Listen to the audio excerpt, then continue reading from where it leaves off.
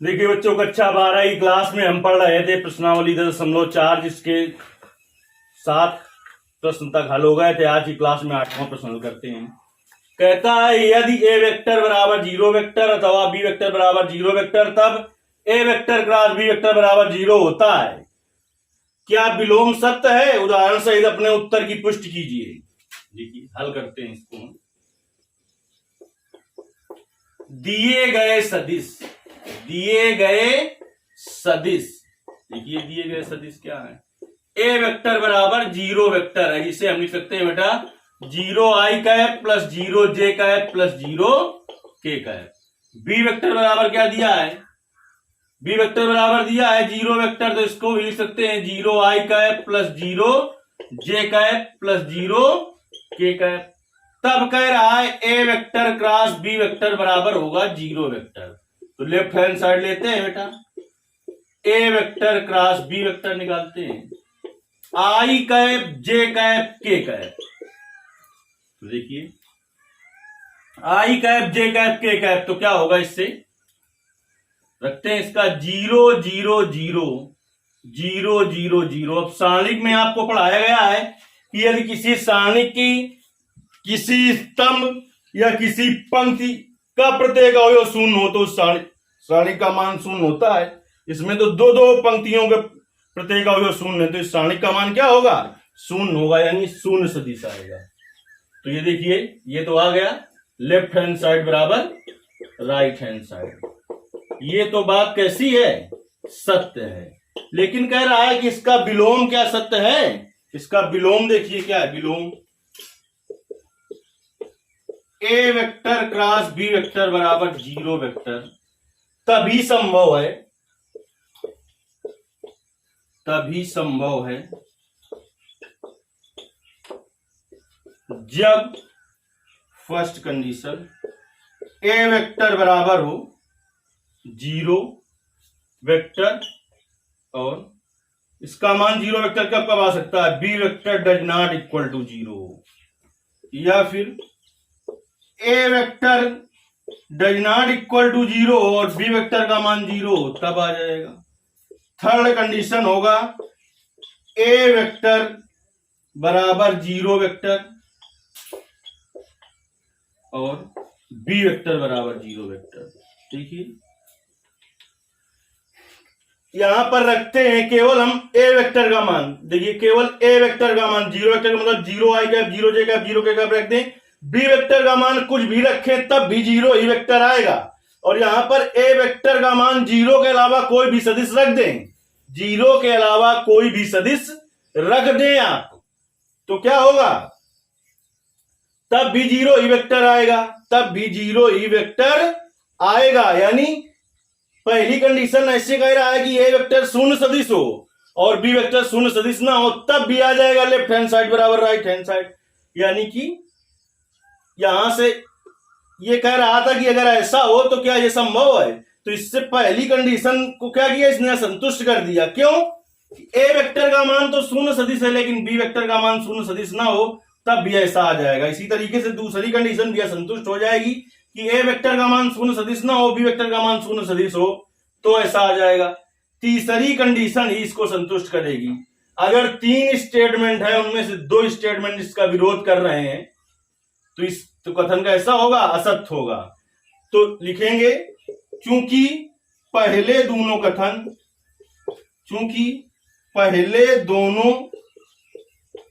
कथन इसके लिए असत्य सिद्ध हो रहे हैं, अतः विलोम असत्य होगा। विलोम सत्य नहीं होगा। कोई जरूरी नहीं, आप कोई उदाहरण भी ऐसा ले सकते हैं इस तरीके से कि जैसे यहां पर हमने लिया है 0 वेक्टर, तो इसका जो मान 0 वेक्टर ले लीजिए। इसका कुछ ले लीजिए कि a1i cap plus a2j cap, जैसे ए वेक्टर का मान ले लें आप a1i cap plus a2j cap plus a3j cap. B vector का मान ले लें p a वेक्टर से, तब भी आ जाएगा और ये भी सही है आपका। चलिए, अगर ना समझ में आया हो तो यूट्यूब में कमेंट करिए, फिर से हम दूसरी भी सही से लगा देंगे। 9वां सवाल देखते हैं। कहता है एक त्रिभुज का क्षेत्रफल ज्ञात कीजिए जिसके शीर्ष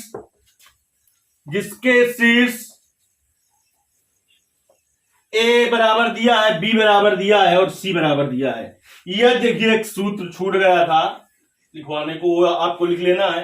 यदि त्रिभुज ए बी सी के शीर्ष दिए हो तो त्रिभुज का क्षेत्रफल 1/2 mod A B vector cross A C vector. ये सूत्र आपको लिख लेना है।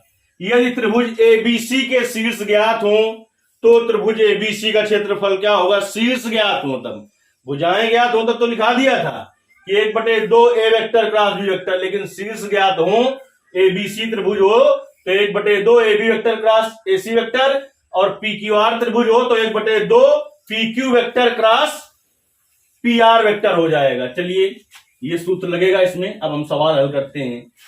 त्रिभुज ए बी सी के शीर्ष या दिए गए शीर्ष ए बराबर कितना है? ए का 1,1,2, बी का कितना है? 2,3,5, सी का कितना है? 1,5,5। लिखेंगे मूल बिंदु, माना मूल बिंदुओं के सापेक्ष, माना मूल बिंदु ओ के सापेक्ष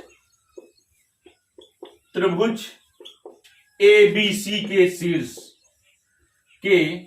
शीर्ष देखिए ओ ए वेक्टर बराबर क्या हो जाएगा? ओ ए वेक्टर बराबर I cap plus J cap plus 2k cap.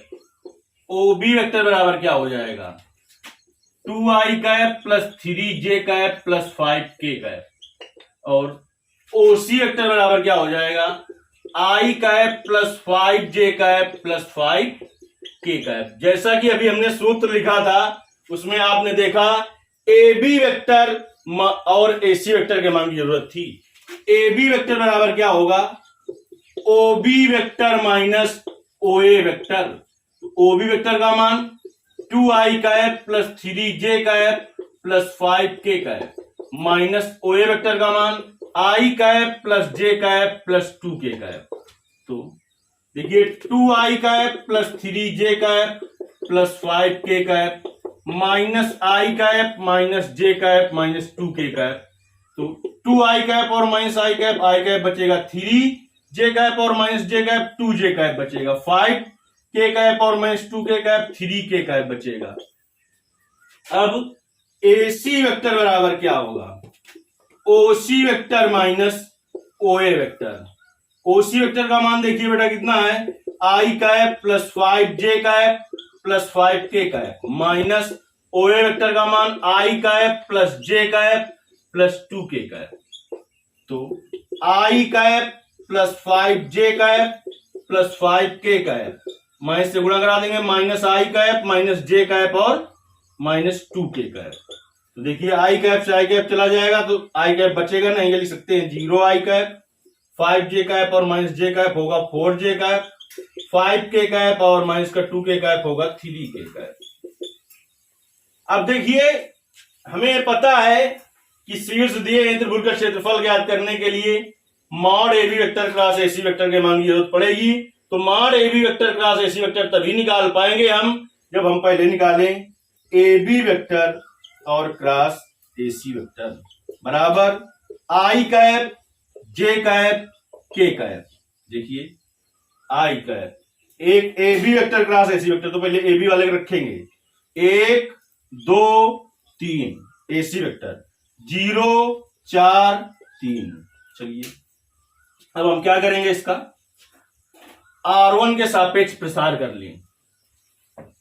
R1 के सापेक्ष प्रसार करने पर देखिए R1 के सापेक्ष प्रसार करने पर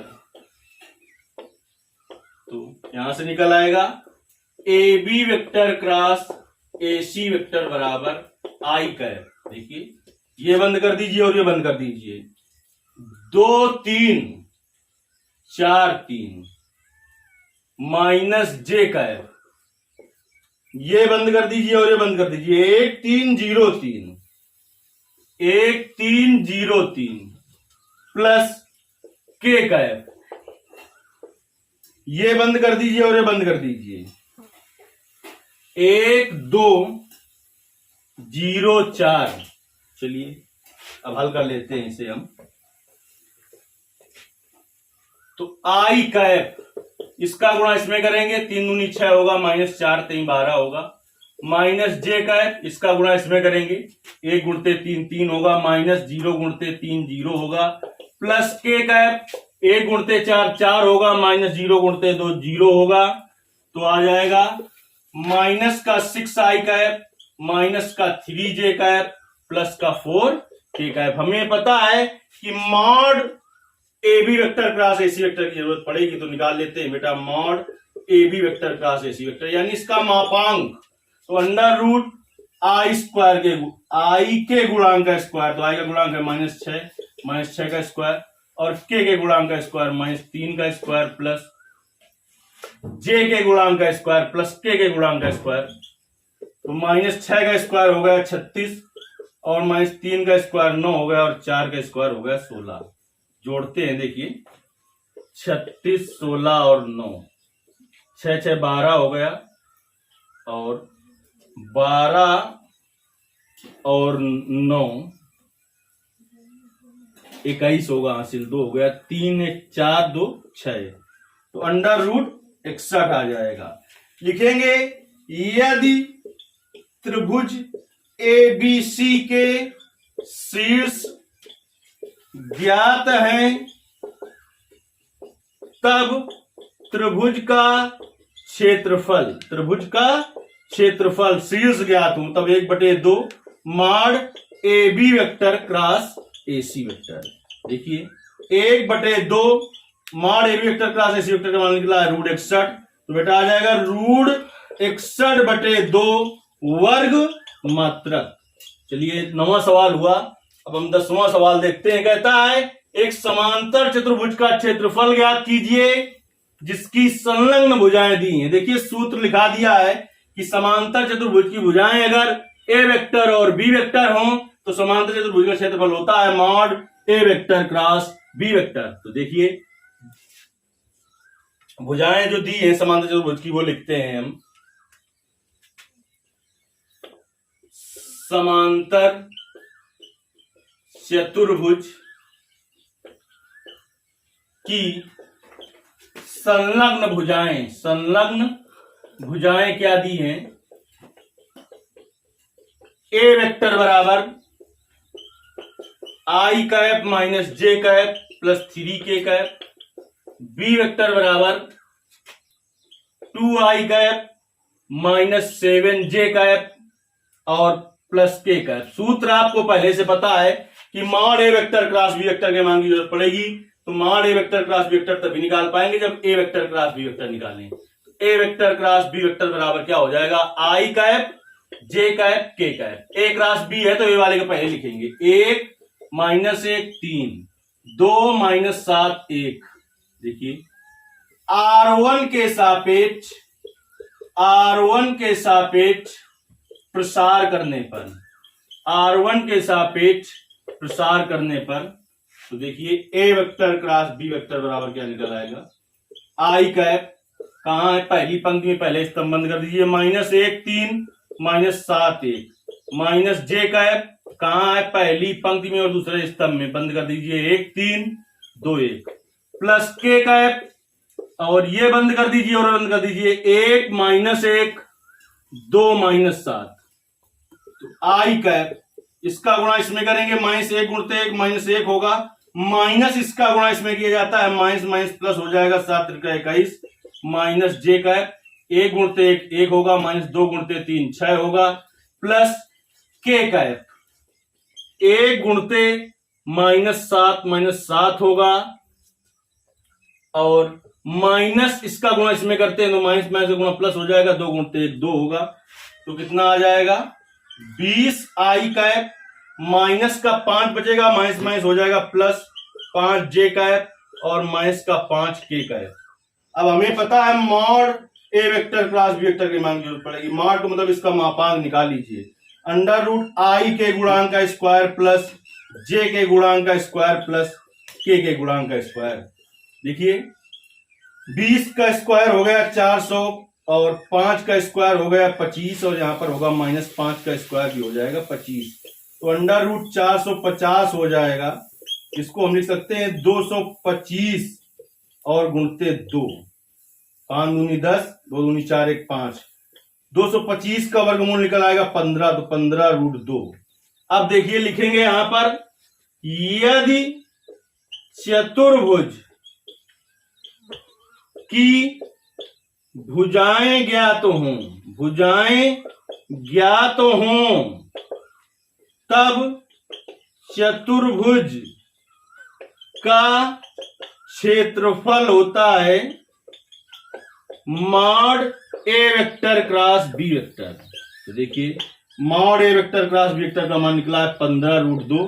क्षेत्रफल है तो इकाई लिखना जरूरी है, वर्ग मात्रक होगा या वर्ग इकाई। चलिए इसके आगे के सवाल अगली क्लास में हल किए जाएंगे। धन्यवाद।